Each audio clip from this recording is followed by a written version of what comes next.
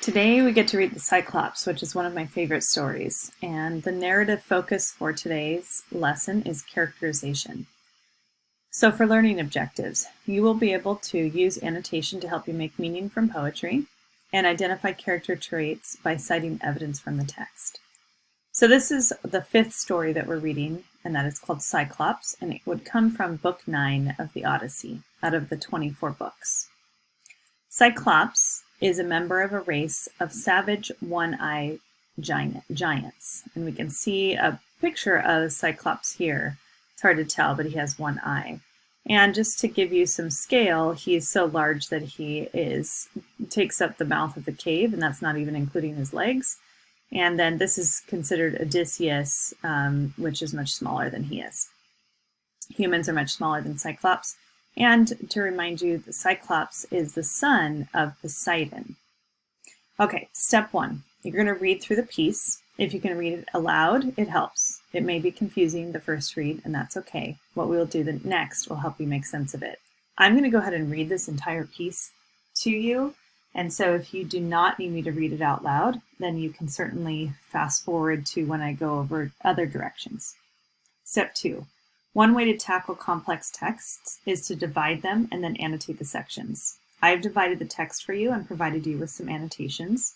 Fill in the ones I have left blank, write in complete sentences, and when you are done, reread the annotations in order to review the story.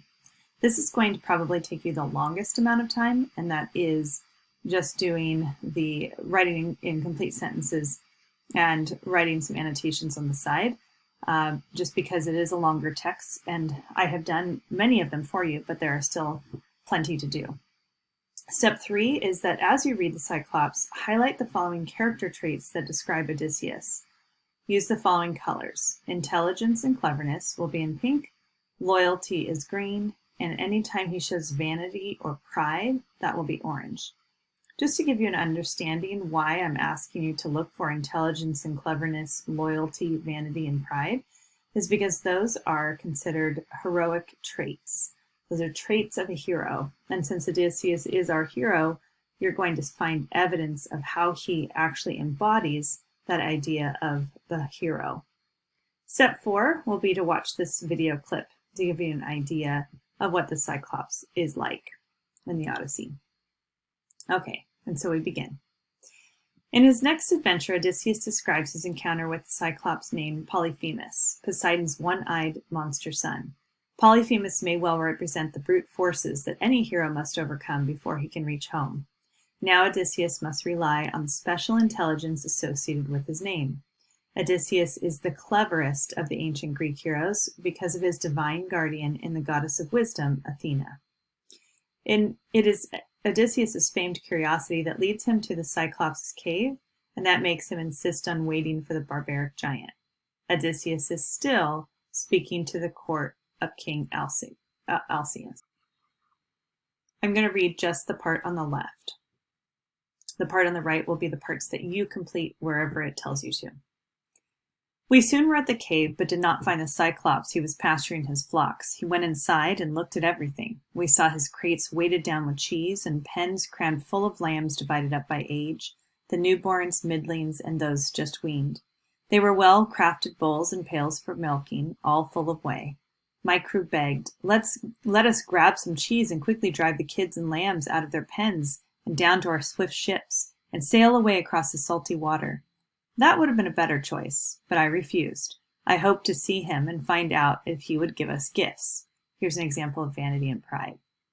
In fact, he brought no joy to my companions. Then we lit a fire and made a sacrifice and ate some cheese and sat to wait inside the cave until he brought his flocks back home. He came at dinner time and brought a load of wood to make a fire. He hurled it noiselessly into the cave. We were afraid and cowered towards the back. He drove his ewes and nannies inside to milk them, and he left the rams and he-goats in the spacious yard outside. He lifted up the heavy stone and set it to block the entrance of the cave. It was a rock so huge and massive, 22 strong carts could not have dragged it from the threshold. He sat, and all in order milked his ewes and she-goats. Then he set the lambs to suck beside each bleating mother. Then he curdled half of the fresh white milk, set that aside in wicker baskets, and the rest he stored in pails so he could drink it with his dinner. When he had carefully performed his chores, he lit a fire. Then he looked around and saw us. Strangers, who are you?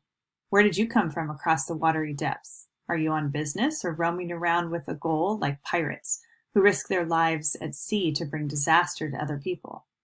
So he spoke, his voice so deep and becoming, and his giant size made our hearts sink in terror. Even so, I answered. We are Greek. We come here from Troy. The winds have swept us all off in all directions across the vast expanse of sea, of course, from our planned route back home. Zeus willed it so. We are proud to be man of Agamemnon, the son of Arcturus, whose fame is greatest under the sky for sacking the vast city and killing many people. Now we beg you, here at our knees, to grant a gift, as is the norm for hosts and guests. Please, sir, my lord, respect the gods. We are your suppliants, and Zeus is on our side, since he takes care of visitors, great friends, and those in need. Unmoved, he said. Well, foreigner, you are a fool, or from some very distant country. You order me to fear the gods. My people think nothing of that Zeus and his big scepter, nor any god. Our strength is more than theirs. If I spare you or your friends, it will not be out of fear of Zeus. I do the bidding of my own heart.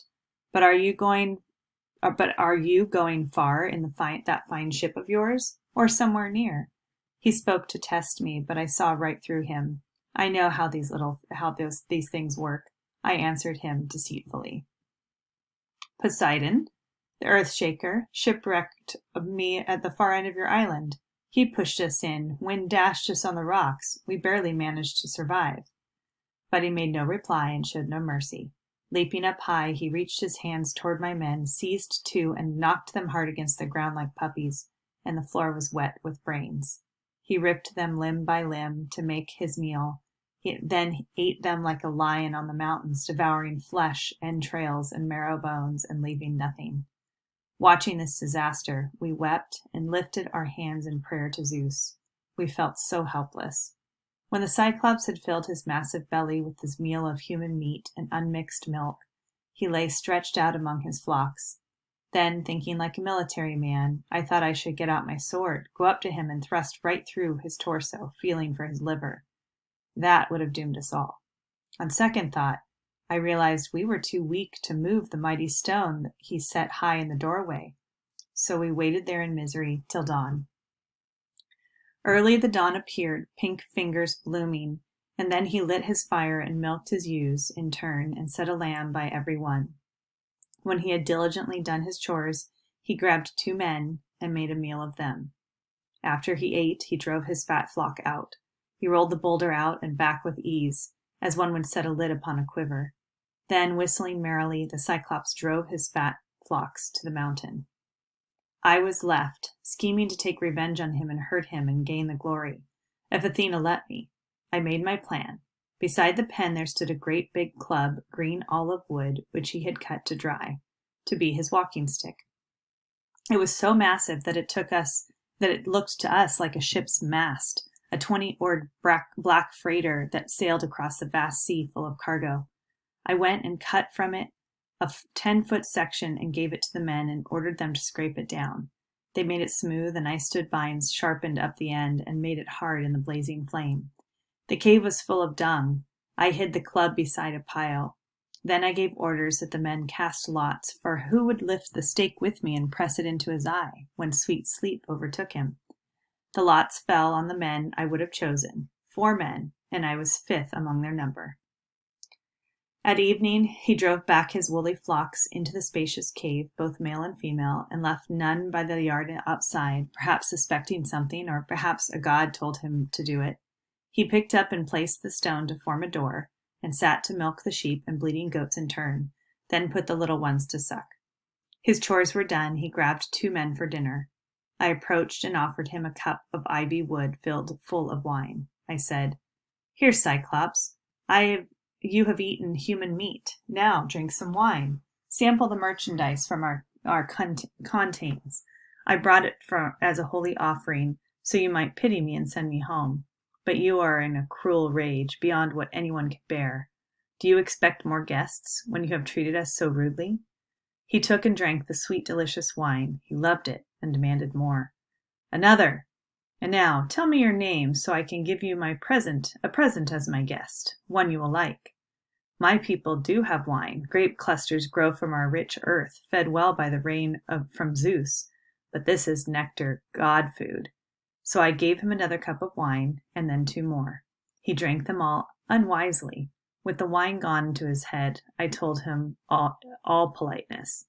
"Cyclops, you asked my name. I will reveal it. Then you must give a gift you promised me of hospitality. My name is Nomen. My family, friends, all call me Nomen." He answered with no pity in his heart. "I will eat Nomen last. First I will eat the other men. This is my gift to you." Quite a gift. Then he collapsed, fell on his back, and lay there, his massive neck askew. All-conquering sleep took him.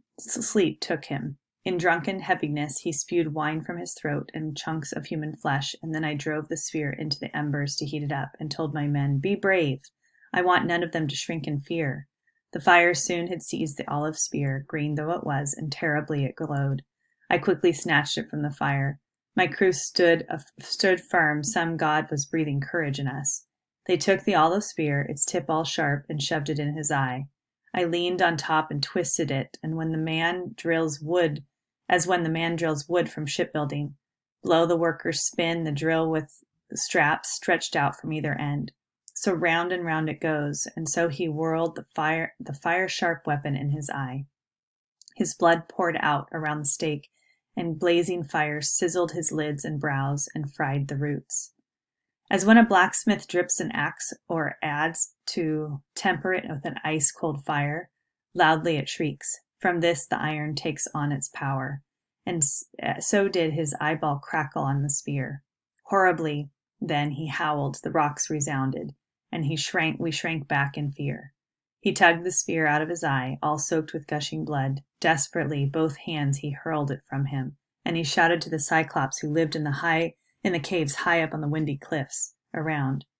They heard and came from every side and stood near to the cave and called out, "Polyphemus, what is the matter? Are you badly hurt?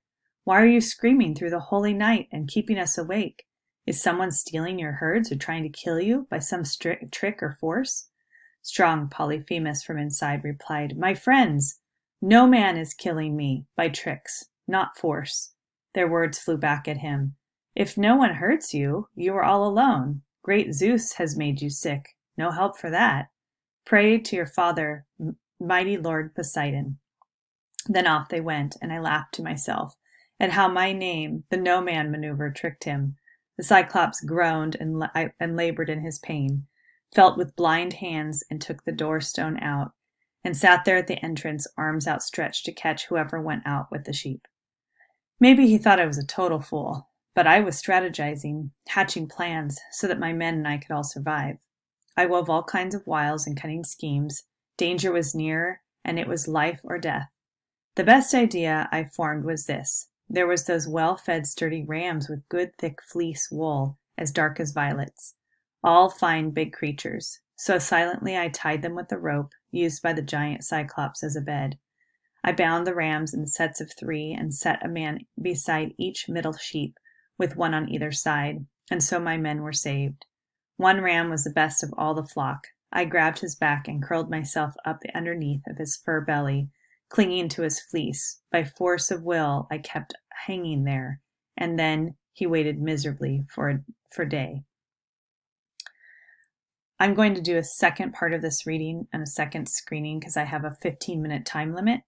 And so go ahead and pause here and start the second video.